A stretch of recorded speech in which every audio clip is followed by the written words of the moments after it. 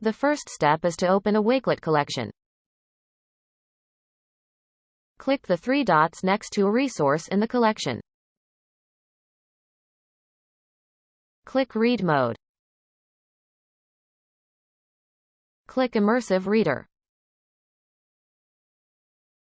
Click Voice Settings. Click Voice Speed.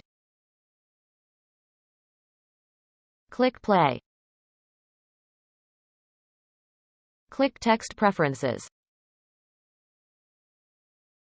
Click a font. Click Text Size. Use the slider to make the font smaller or larger. Click Grammar Options.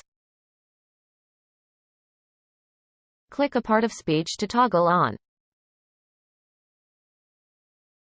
Click Reading Preferences. Click Choose a language for translation. Scroll down and click a language. Click to toggle on Translate Document. Click Play. That's it. You're done.